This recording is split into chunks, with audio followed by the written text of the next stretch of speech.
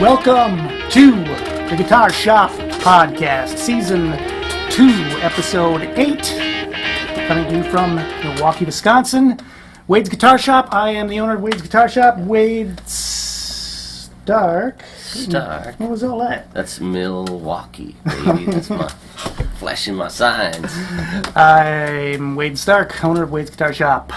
I am Alex Ballard, manager of Wade's Guitar Shop. Please check out the website, wadesguitarshop.com. Click on the podcast link. You can check out podcast notes and all the information about previous podcasts there. Send us questions, comments to Wade's Guitar Shop at we usually go that way. At Wade's Guitar Shop at sbcglobal.net. Very good. Have you been, Alex? Was that all right? That was really good. There's no Dan. I'm going to dub it in anyway. Also, you can like us on Facebook, Please like us. You can love us on eHarmony. Check it out. But just like us a little, and love us a little. Hey, welcome back. We got a bunch of stuff to talk to tonight. We are sans Dan tonight, who could not make it, but as you know... I think he may be in Europe or Japan. For those of you who are big maritime fans, you probably already know that he's somewhere that we cannot contact him.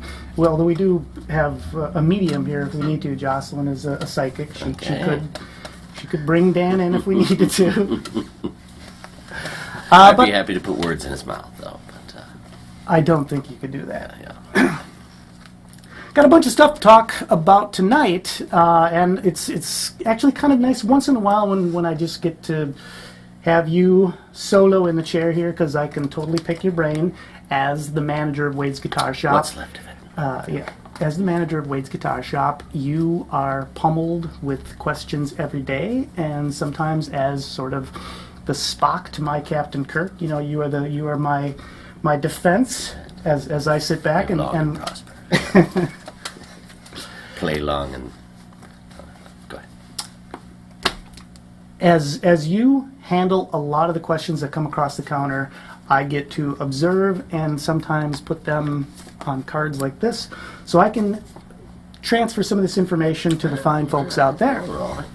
So what I'm going to do is I'm going to hit you with a bunch of the kind of topics that we get at the shop. And let me just say that one of the things we like to do is I think I've mentioned this before, I don't hit Dan and Alex with all the information, all the topics we're going to talk about each podcast.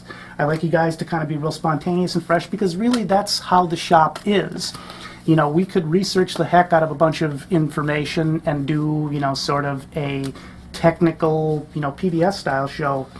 But because this is the Guitar Shop podcast, we keep it spontaneous because that's how things are in the shop. I mean, we are full of a bunch of knowledge that, sometimes is from the hip, not always perfectly researched, but it comes from between the two of us, probably, 60 plus years of being in bands. 40-20, is that? Yeah. Well, you started playing guitar probably before I did. Yep, yeah, in the 1880s, when they first came out.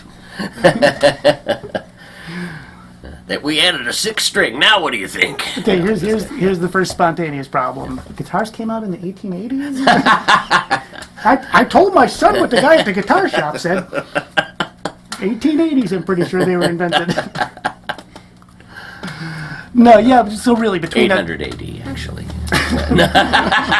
Somewhere between 800 AD and that. Yeah. So between us, we do have roughly 60 years of experience, probably, 50 of that at retail, and then, another 10 to 15 years in bands and just playing guitars. So, That's in series, though, not consecutively. well, mine's in series, yours is in parallel. But what I'm going to do is we've had viewer mail accumulating too, so I'm going to try and bust through, catching up on a little bit of the viewer mail here first, and then we are going to have an attack at some of these questions that you get hit the most behind the counter. Okay. Camera one's looking at me. Wait. Okay, first one is from Tracy Stevenson in Angier, North Carolina. And Tracy, who, I'm not, is there, based on the spelling, can you tell if a Tracy's a guy or a girl? Don't know. I think that's a girl. But Tracy, if you're a guy, you're awesome. If you are a girl, You're awesome, too. Hey, guys, I think you're equally awesome whether you're a guy or a girl. If you're 50-50, that's awesome. There is no glass ceiling in the guitar shop. Your level of awesomeness. Yeah, no. Hey guys, I am becoming intrigued with semi-hollow guitars. Would love to see a podcast that went over the major players and talked about best values. Hope to see another episode soon. Thanks, Tracy. I don't think we're going to go into great depth about all the major players, but I think we can talk about some of the major players. But I thought this would also be a good opportunity to sort of cover just the terminology of solid body, semi-hollow, semi-solid, Okay. full hollow body. These words kind of get thrown around. Different companies and different people use them a little bit differently. Yeah. Right. So let's start off with the actual term that Tracy used, which is semi-hollow. Semi-hollow. Okay. So why don't you go ahead and give us a little rundown of how different people use semi-hollow. Well, semi-hollow, to me, is for, well, I don't know. Semi-hollow, what a semi-hollow is a hollow guitar with a big block of wood down the middle, essentially, or some configuration therein. Right. And I think the reason why semi-hollows are go-to pieces for a lot of the blues guys or rock guys or people that are going to use maybe a little louder concert volume or a little more gain, because you can kind of get the vowel-like tone of a hollow body, a little bit of a hollow body sound, but you can crank it. You can get a little more gain before, semi-hollow body guitars don't typically reach a point where they, literally start to feed back and where the whole body resonates. Whereas a hollow body guitar at some point, even if we put sound posts in it and so on, there's lots of tricks to make a hollow body guitar less resonant. But the ultimate concept with a full hollow body is you want the body to resonate. You want to have an acoustic sound blended with an electric sound. Well, let's kind of start with something here. This is full hollow body. Yeah. And I think with building on what you were saying, I would most commonly say that full hollow bodies typically refer to guitars that are also deep, or what's usually referred to as full depth, and only braced with arch top bracing, which is usually two braces that run right on either side of the bridge along the top and no bracing on the back. And that makes the guitar basically completely open inside or full hollow. Of course, this one has P90 pickups on it. This is a Godin 5th Avenue. And it's meant to be kind of a fusion of, the old style of Gibson, affordable jazz guitars, all of the ES-125s from 40s, 50s, and 60s, with the P90s, but, a little bit more modern take on it. I kind of like the fact that it has the neck and fingerboard elevated much more off the body. I don't know if you can zoom in on that. Kind of cool. But yeah, the fingerboard is floating above the top, allowing the top up here to resonate. Yeah, almost a full inch above the body. We can see right through it. But this would be prone to feedback, wouldn't it? Yep. I mean, this is almost like a drum. It has a drum-like tone. You can almost hear that frequency. So if you were to play a chord that's since my baby left me. No, but yeah, this whole thing at a certain volume is just going to resonate like a, the whole thing will just come alive, and which is a great sound when you're right on the threshold of that, and that's what's cool to do with hollow bodies is to be right on the edge of that feedback, and it's a beautiful thing, But if you're gonna, plug in a distortion box, this and a high gain distortion box would definitely be an interesting tone, but maybe not desirable in all situations. So let me grab that and give you. Looking at that Gretsch head stuff again.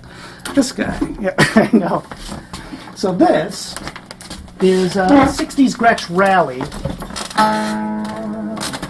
which is very similar to the Godin that we just looked at, in that it does not have a major reinforcement inside. It's braced like a regular arch top, and it does have a little bit of extra reinforcement under the bridge between the top and the back to sort of deaden the top from resonating, to kind of eliminate feedback, but for the most part is a thin, full hollow body.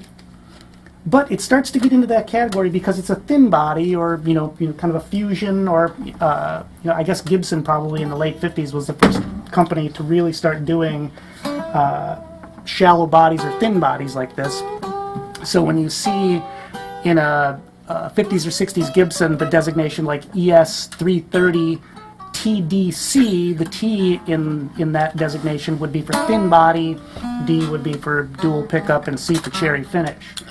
So T thin body, I think most people then start to associate a thinner body like this with being a semi-hollow rather than a full hollow. Right. But this thing would be probably a pretty big howler. Oh yeah. Similar to the Godin we just looked at, loud and distorted. Right. But definitely has,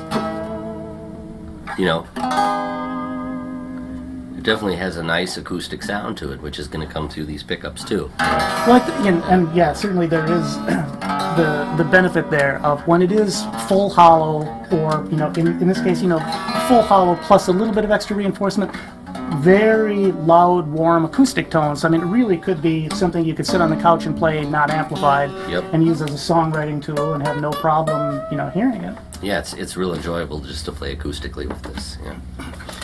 Grab that.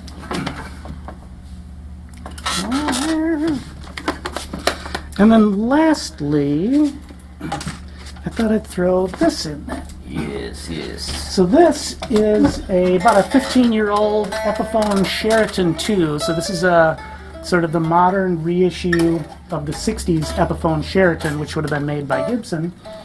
And this looks a lot like the Gretsch we just looked at, but what does this have going for it? Well, this has a lot more weight to it, that's for sure. Right away you notice that when you pick it up. So what causes the weight? It's got a chunk of wood. The neck is mounted into a block, and then there's a chunk of wood probably about that wide, right? That's going to go all the way down to there. All the way down to the end block. All the way down to the end block. So essentially, it looks like a hollow body. It looks just like that guitar that we just saw, but in fact, I can even touch the center block with my finger here if I reach in the F hole.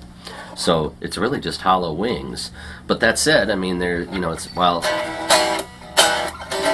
it's not as resonant as that, it's definitely more acoustically loud. Acoustically louder than like a Les Paul, but not very loud at all. Yeah, but not anywhere near as loud as either of the two that we played.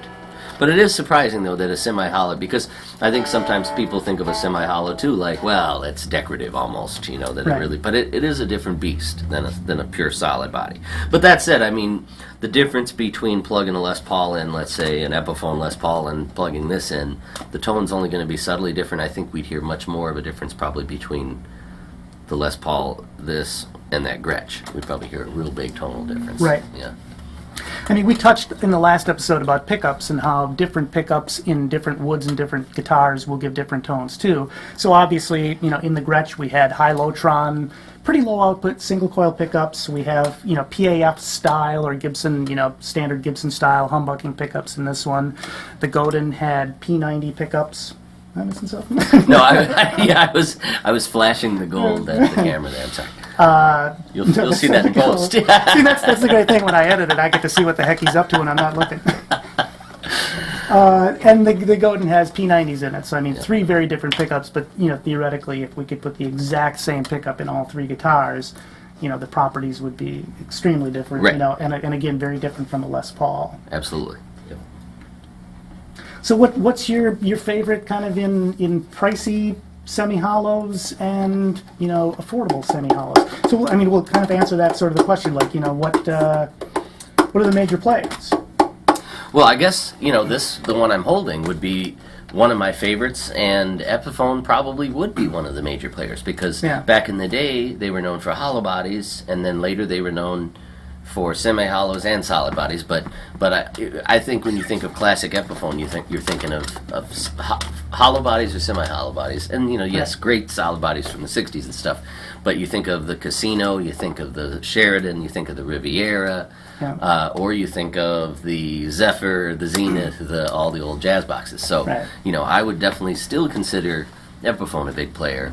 And because Epiphone is owned by Gibson, and Gibson, of course, is known for the 335, which is really this guy's cousin. A 335 is made almost identical to this in terms of just the basic construction of it. Different woods, different quality levels, and so on. But so you would put Gibson in there as a major player.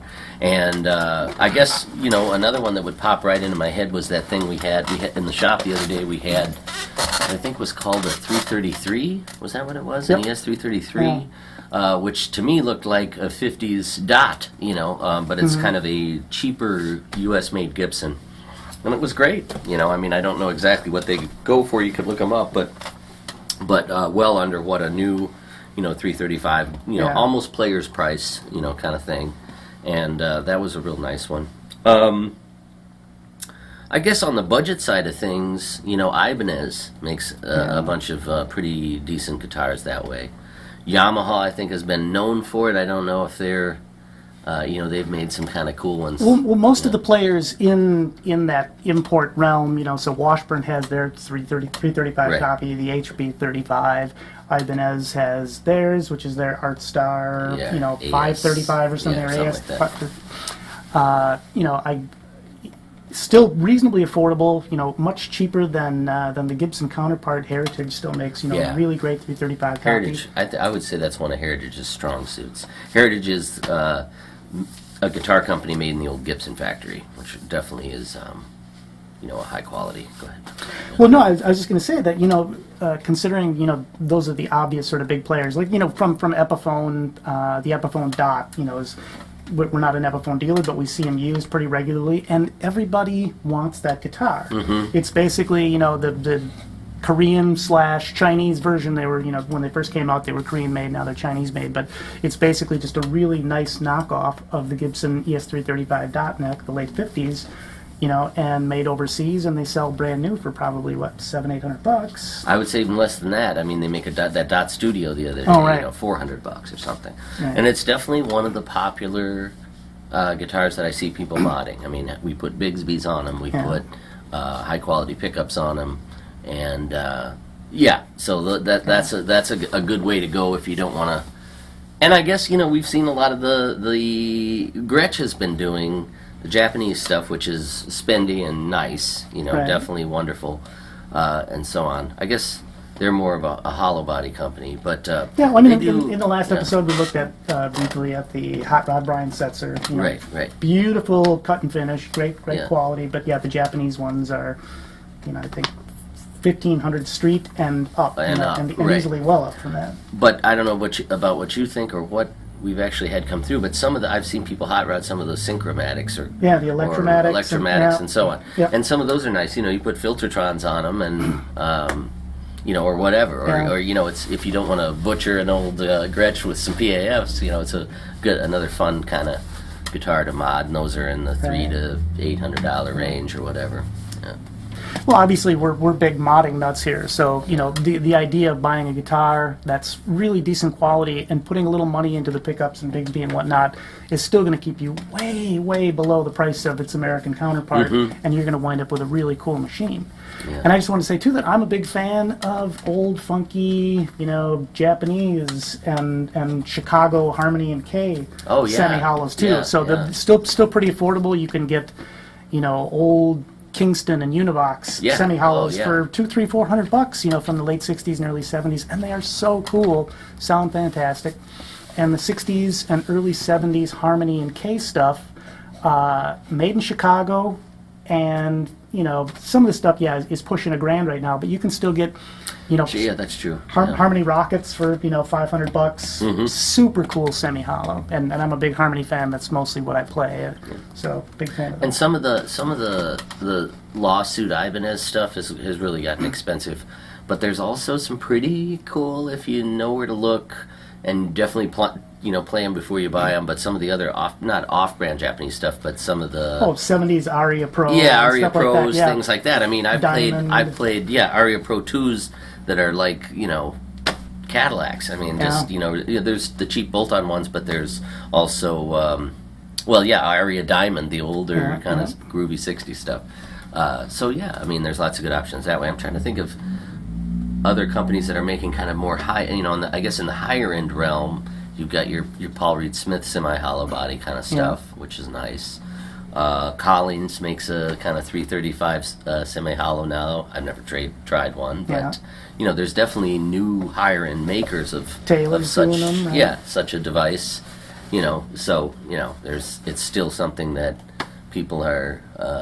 You know, it's not like a throwback item. Right. It seems like, you know, there's still people playing with pickups, wood, solid bodies versus full hollow bodies. I mean, you know, that equation there is fascinating, you know, between, you know, because at some point I think people thought, oh, well, this is a solid body guitar, so we want the pickup to do everything, and the wood is just, you know, why not make it out of a piece of marble or something, you know, something completely non-resonant.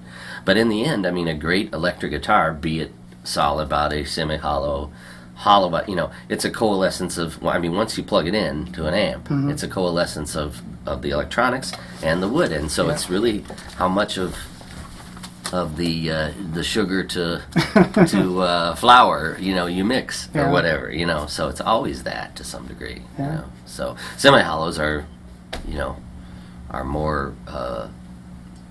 I don't know. You know, a solid body guitar, you kind of, I don't know. It's a super broad category. We touched on the most generalized portion of it. There's obviously things like Telecaster thin lines and Rickenbackers, and you know, a lot of these guitars have, you know, less acoustic resonant properties than others. But you know, the idea of semi-hollow is typically going to make a guitar lighter, and I like light. Yep. Let's move on to Dustin Byler from Newton Falls, Ohio. He writes, "Hi. I've recently begun putting research into buying a new tube amp for the first time. I've read a lot about tube rectifiers, most notably the difference between solid state and tube rectifiers. Can you elaborate on the differences in terms of how it may affect my overall tone? Also, what is tube sag, and how does it color the sound of an amplifier? Last but not least, what are some examples of tube rectifier equipped amplifiers? Thanks, Dustin Byler."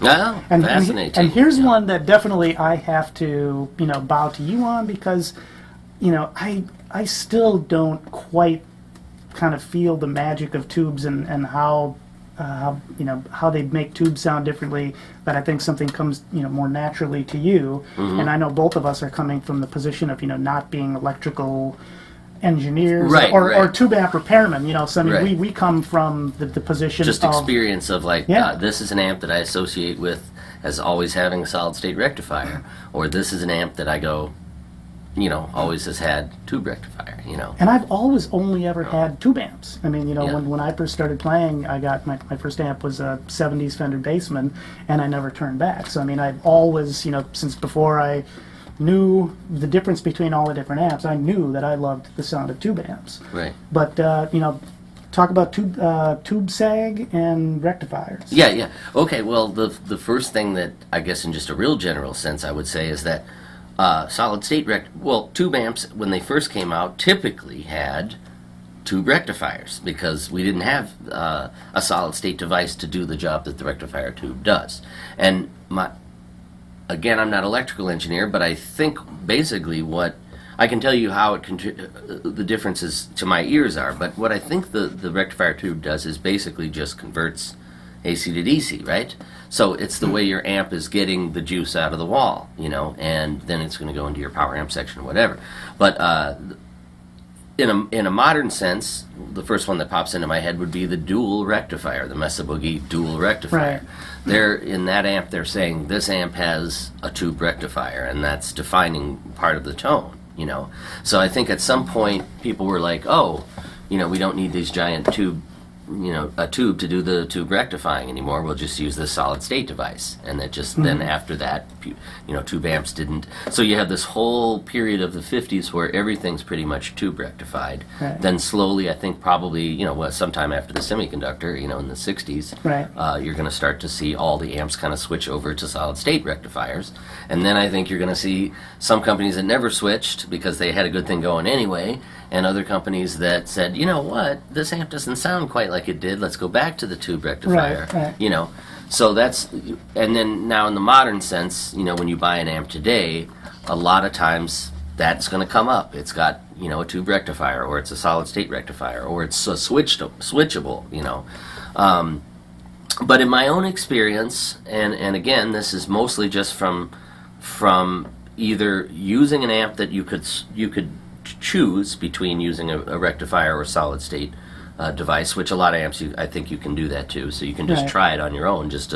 They're pretty cheap to buy a rectifier tubes, you know, $15 to $30 or something, right. and a solid state rectifier. Of course, consult your manual and maker and so on before you blow your amp up and write me a nasty letter. But with any amp that you can do that, that's a great worthy $30 experiment. Is just pull out.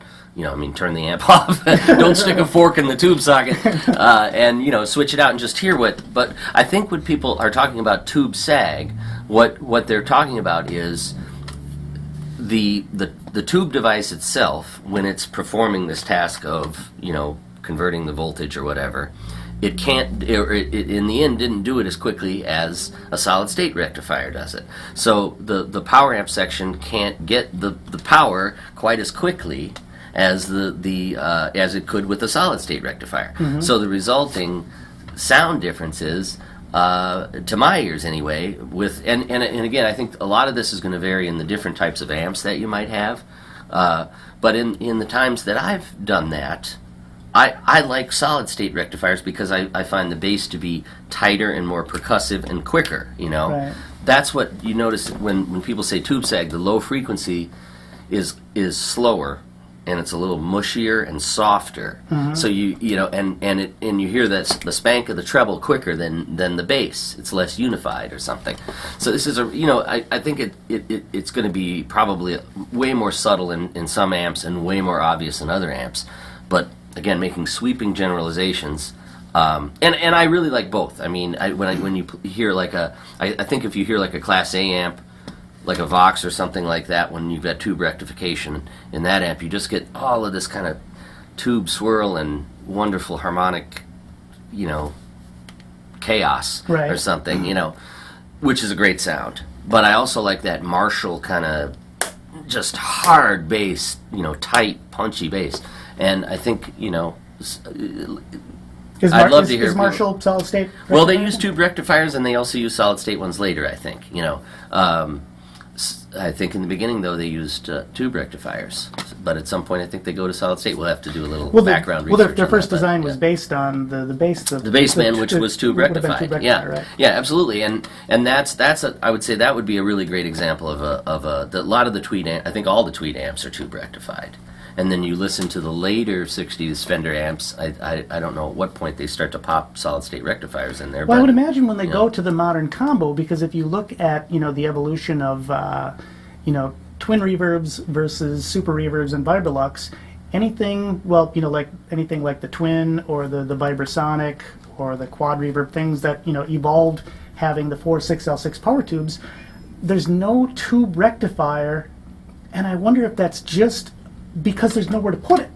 the 4 power tubes take up that whole Right. left section and a of the back of rectifier the amp. tube is typically pretty large. you Yeah, know. it's as big as a power tube, Yep. or sometimes bigger. So I mean, I don't know if it was a Fender decision to not do a tube rectifier because there really wasn't anywhere convenient to put it, or if the top of the line they wanted to be. You know, I think they I don't know. I mean, that we should even do some research on that. But I think they just probably thought that this thing is just converting voltage. It doesn't really do much to the tone. Why should we have a giant tube in there that you got to replace? Right. We can put this little tiny thing and pop it in there. It takes up no space, Yeah. disperses very little heat or whatever. Maybe it doesn't. Maybe it's But I'm sure they must, and it's cheaper. And Right. here's one less tube we got to stock. And and I don't think people talked about rectifier tubes. I mean, when you blew one, you had to go get another Right. one, But when we were thinking about tone, I don't think again, Mesa Boogie's stating the term dual rectifier, triple rectifier in the amp. I mean, they're saying that part of the amp contributes to the tone, and it really does. Right. I just don't think people gave a hoot about it until 15 years ago or so. Well, I remember in the, I don't know if it was mid to late 80s when groove tubes came out with the first, what I remember to be the first tube, the first solid state rectifier. That you could put in yeah, the slot. that would go right into the slot of right. like a 5AR4 or a 5, Right. 5U, 5AR4 or a 5Y3. Y3 and GZ34. Yeah, so it was basically this, this little orange thing that was, kind of like just the top third of a tube, and it had a little circuit in it, and you would pop it in, and it would convert it to solid state rectifier. And there, from what I remember, the way they sort of advertised it or pushed it was that as a rectifier tube burned in, it affected your tone differently at the beginning of its life, in the middle of its life, and the end of its life. And you knew that with a solid state rectifier, you would always have consistent tone. Interesting. At least the effect on tone at the rectifier part of the circuit. That's interesting. That's another interesting thing to think about too, because I remember when I used to when I used to travel with tube amps, like. We started metering the voltage coming out of the walls because both whatever guitar player I was with, we'd sort of look at each other and go, "Does your amp sound like crap tonight?" And I'd be like, "Yeah, my amp sounds like crap." We'd look at the wall, be like 89 volts coming out of there or something. Right. So the tube amp seemed to be able to deal with it, but it just wouldn't sound that great. Right. But I'll bet you any money that the solid state device is much more forgiving or able to deal with that kind of stuff than a tube. Right. And I could be completely wrong about that. That could be the opposite. Maybe a tube does that more efficiently. But well, it's a weird thing, Yeah. when you talk about chaos, and you have talked about some tube guru at some point talked about not the chaos of a tube, right? Yeah, it's right. just. But when you particularly have an old amplifier that has half old tubes, half new tubes, who knows what the condition or the dryness of your capacitors are. Right, yeah. There's so many factors going on in old tube amps, that I don't think it's as easy to predict what a different rectifier would do in those situations, because it's kind of like a new guitar right out of the box. The neck is straight, the frets are perfect, everything is nice, but after a few years of being on the road, Strat necks twist and Gibson necks, bow and frets wear and tops get flat. You start to have to stray away from whatever the book was written on how to tweak an amp, on how to tweak a guitar. And you go start with what works for tonight. Right, exactly. Right. Well, and I guess that would be, something that I would be on the tone. I mean, sometimes you're looking at, and maybe manufacturers are looking at this too, in terms of they're deciding to go with the tube or solid state rectifier. Right. It has to work 365 7 nights a week or whatever, and if the solid state device does it better, and the tube that's. But I remember when that's how I sort of formulated that opinion, I don't remember what amp it was or when, but I remember inserting these solid state devices, and then we'd listen to them back again and go, "Oh, it does sound different, Yeah.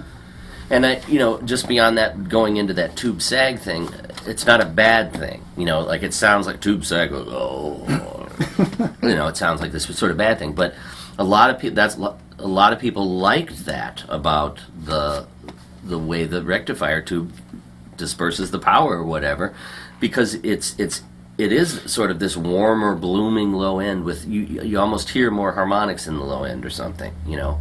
So nuts and bolts, it's just two different ways to do it, and I don't know if there's any technical reason why you would select one or the other. I mean, I think there's great examples of both amps working in professional environments. You know, Mesa Boogies or old Tweed amps or whatever are being used 24/7, 365, so I would assume that both approaches are valid and acceptable. Well, it's funny too, you know, every once in a while we do get somebody who comes in and says, you know what, I got to put a new rectifier tube in my amp, you know, it's just not sounding right. And it's, other than handing them the tube and saying, here is the right tube to go in that slot, I don't feel with any confidence I can say anything about what it's going to do to help them or hurt them by popping out their old GE rectifier tube in their 69 twin and pop in this new reissue. Yeah, so, I guess I would say on that front, you know, if it ain't broke, don't fix it. Yeah. Don't look for your rectifier tube. I mean, don't look to... I wouldn't imagine that selecting 8 different rectifier tubes and putting them in the same amp that would be like probably really hard to discern differences. But I definitely think if your amp can use a solid state device like that Groove Tubes thing or THD or whoever makes them, you know, that's worth trying, because I do think you would hear consistently the same differences from amp to amp if you swap between solid state and tube rectifier. Yeah. I may not be able to completely define why or how, but I definitely think there is a characteristical difference. But, you know, basically, if your rectifier tube's blown, as far as what I know, or your rectifier device, damn thing ain't going to turn on. So that's how you know. Yeah. If your amp is not working, check the fuse and then check the rectifier tube. Yeah. Well, I defer to both you and Dan, who, you know, during the episode on cables, were like, you know, at the end of the day, trust your ears. Do the ear test. You know, if like you say, if your amp ain't broke, don't fix it. Right. If you pop in solid state rectifier in your you know, super reverb, and all of a sudden it doesn't have the magic that you had 5 minutes ago, get it out of there and put your tube rectifier back in. Exactly. All right, I'm gonna skip a little bit ahead here because we did have more viewer mail, but we're No, do the viewer mail. really? I'll keep it brief. Okay. All right. This was actually a real long one, and I kind of highlighted a couple cool things that I thought were interesting. I'll do these privately. Dear Wade. No.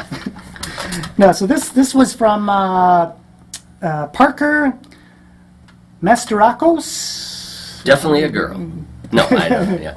Parker, is that a good Masterakos, a good Greek name. I've Yes. got a Greek. St. Louis, Missouri, homie. All right. Yeah, St. Louis boy. Yeah. Nice long email. He's a 21-year-old student, St. Louis. His favorite shops are Killer Vintage and Music Folk, where I believe he said he bought his Martin acoustic. But what he gets to here is some thoughts on what to bring.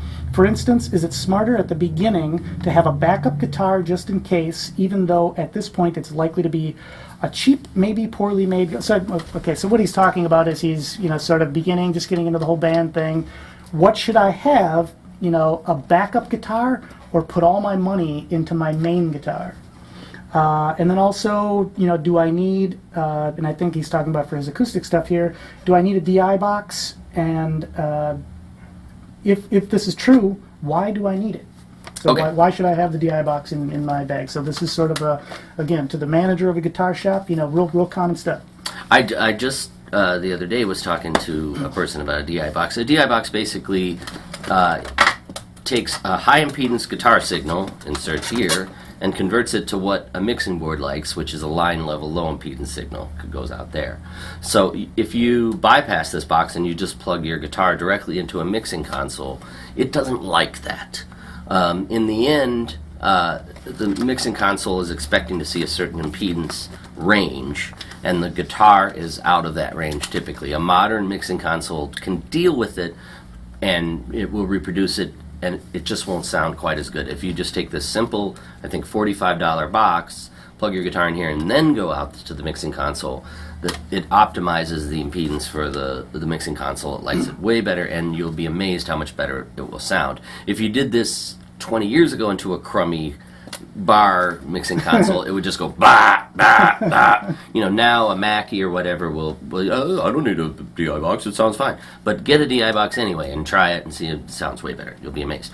Do you need one? Well, everybody, you know, a sound system should have a whole bunch of these, and the sound company should have it. Everybody should have one of these boxes, but the one time when you don't is when you need it. So again, it's a $45 If you're an acoustic guy, I think that's I think you crucial. really need it. Yeah, keep it in your guitar case. You don't even have to pull it out. The other thing is you can select the DI box that you like. You know, and again, these are going to be like Cabernets. You can try a whole bunch of them. Some will be better than others. Don't spend less than this. If you're spending less than about $30, the quality is going to fall off quickly.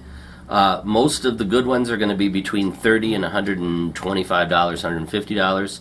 There's going to be a whole bunch of them above that, which are probably fantastic or whatever. Those are mainly used for recording. You can use them live and so on, but it's going to really get fine at after that. A decent quality one's going to range from 30 to about $125. Yeah. You know.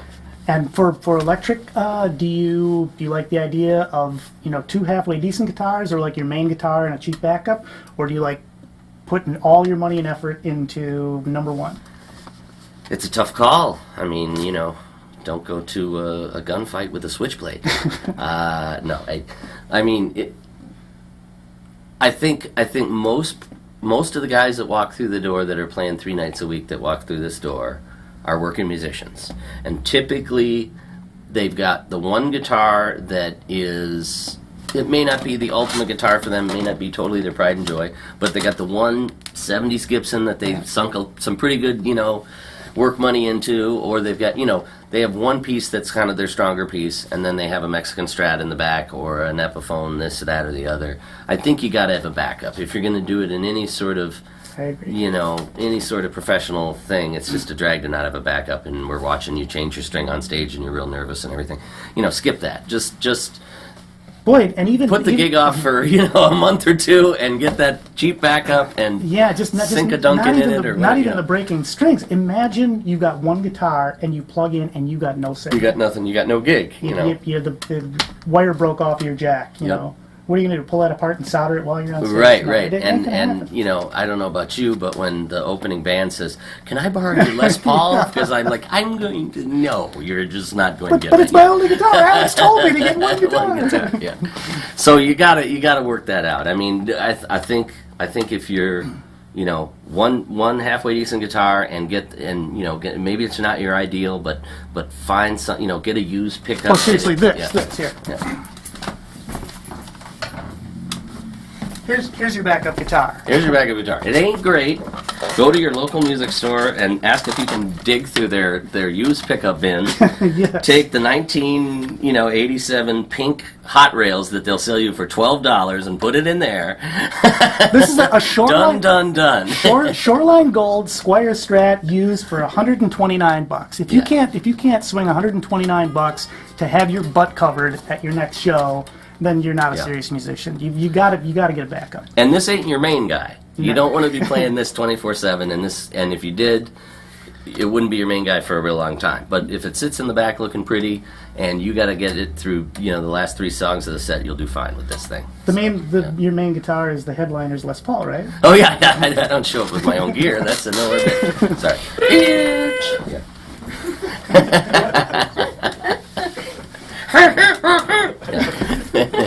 We've already got the sound effect there. We can keep up with your own. My was bleed. it- Yeah. Okay, so the second part of Parker's email that I thought was kind of interesting was he has a USA-made Martin OM1, which is simply amazing. He loves small body Martins, in which he had it converted to a bone nut, bone saddle, and bone bridge pins, as well as a K&K Pure Mini, which we recommended a while back. I guess I just highlighted this because he was very thankful for our suggestions. I thought I had another question in there. So actually, thanks a lot, Parker. I would probably just say to Parker, also, I would have done a bone neck, a bone top, and a bone back and sides. Keep the original sound. Yeah. Use your own bone too, like you know. Yeah. I mean, it'll grow back. It's like a frog thing. You got to be a part of your guitar. Right. Teeth, you could Give blood. Yeah. make little saddles out of your teeth. Sure, sure. All right, so moving on beyond the viewer mail here. We've got just a few minutes left. I'm going to try and shoot some of these quick questions at you, see how far we can get. Okay, are these Halloween questions or guitar questions? These are guitar questions. Show's Well, timeless. One question is going to take us into the early morning hours. I'll here. talk really fast and then you can All right, slow it let's- down and cut out the dead spots and edit. We'll see what we get. What are the top things that you would recommend somebody to look for when they walk into a shop looking at used guitars? So not necessarily our shop where they can come up to us and say, help me understand what to look for in a used guitar.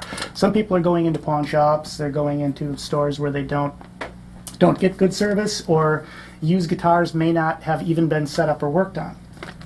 Quick things that they should look for. Okay. If they have a security camera, make sure you got dark glasses on. Just kidding. Well, in a used guitar, I guess, at some point, if you can find something that you like, I guess one of the things I would at least discuss with the shop that you're getting it from, be it a pawn shop or something, just say, hey, is there any kind of warranty? Right. Because you may not find the problems, especially if you're not an expert in it, you may not find the problems right away. Right. You may find them 48 hours later. So I would say most shops worth their salt are going to give you some kind of a warranty, even if it's just a verbal one and you just say, hey, if I take this home for the weekend and I hate it, Yeah. can I bring it back? And I say most honest shops are going to let you do that probably. Just shooting from the hip, what I would look at, Like structural things, is there any kind of tips you could give them to say, hey, how could I look at if the neck is straight, frets, Yeah, truss okay. rod, I think it's the ability to quickly look at a guitar and figure out whether or not you are buying something that you just cannot make playable. well, yeah, I guess it would be nice if, I think probably people are doing this anyway, if you're going to just have to sit there and take some time and play some stuff. Right. And play as many notes as you can. Don't play your favorite song on there. Just sit there and just play the neck up and down and just say, is there certain spots? I guess that's a big one. If you play up and down the neck, and it mostly plays good everywhere, but there's 3 or 4 spots where it's just buzzing, it could be a basic setup thing, Right. but it also might mean that the whole guitar needs a fret leveling, which would be a relatively expensive surgery. So if right out of the gate you're noticing 4 or 5 dead spots, and it's an under $300 guitar, I'd say skip it, because it's probably not going to end up being a basic sort of setup issue. Play every fret? Play every fret. Play every fret. Play every note. It takes me, 0.2 seconds. It takes Ingve 0.1 second. Your Right. average person will take 4 or 5 hours. Right. But no, I'm just kidding. But no, it doesn't really take that long to play every fret on the, I actually do that when I set up guitars, believe we it all- or not. we all But, do that, right? I just go up and I play a scale on the first 4, and then I just move my way up and I go all the way up to the top and just see if there's anything poking out there, Eyeing up a neck, I guess this is really a great thing that you should know how to do. It ain't rocket science, and when somebody walks into the shop and they start going like this, aligning the dreadnought with Orion's North belt Star. or something, North Star. I know they don't know what they're looking at all. The way I sight a neck, and the way I think most people and a good quick way to do it, is just to look from nut to where the neck joins here, and use the high E string as a straight edge. We know that the high E string is more or less perfectly straight. So if the high E string is perfectly straight, then the neck really should follow that. It's not going to follow directly. It may come away, but it shouldn't look like a big U or a big bow back. So it should really kind of follow the same angle as the high E, and do the same thing on the bass side. Look at that bass string, which we know is straight, and then follow that neck, and it should really follow that same line. And if it's straight, then basically the neck is straight. If this side's perfectly straight and this side seems kind of bowed, then the neck is probably mildly twisted.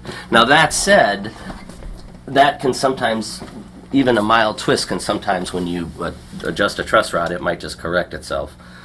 But a twist is not a good way to borrow a guitar, buy a guitar right out of the gate. Again, skip it. If it's twisted, if the neck looks twisted to you, I would say don't, bet that maybe it'll straighten out that way, because it's really hard to predict whether it will or it won't.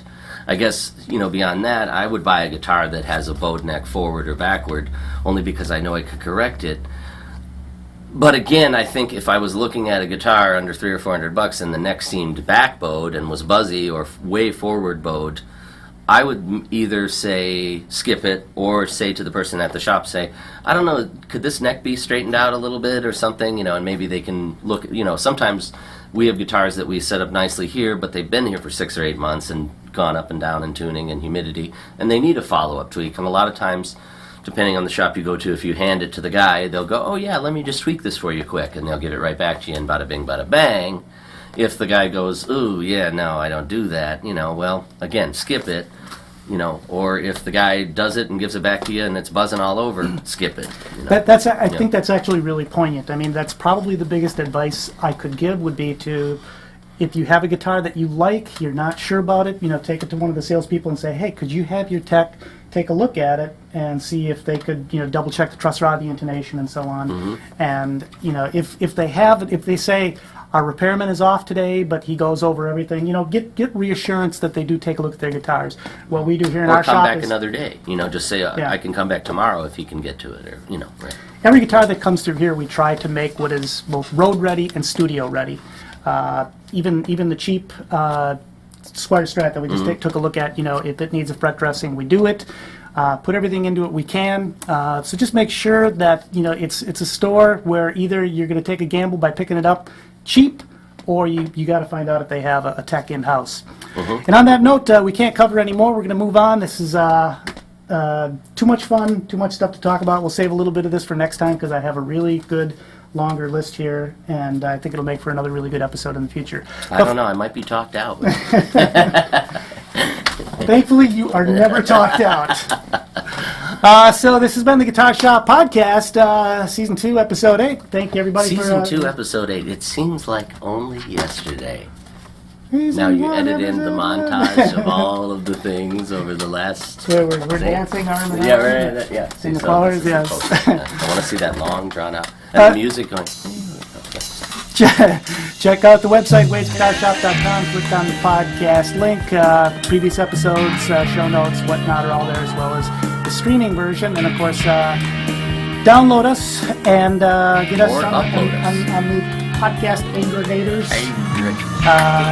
iTunes, Zune Marketplace, Miro, all good stuff. Check us out on Facebook, like us on Facebook, and love us on eHarmony.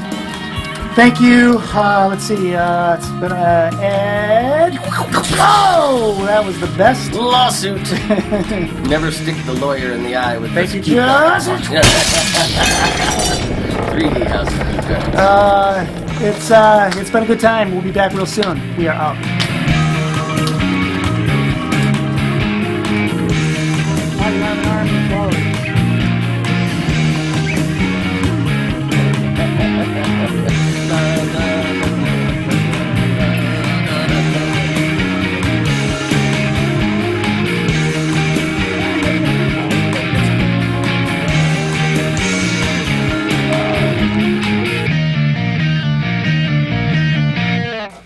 If somebody were to say something really loud, that's a lot harder to clean up. But if he's just peeking, how about burps? I think he just peaked. Ooh, sorry, Wade. I think he peaked about 10 years ago. Holy cats! I think that sausage just peaked.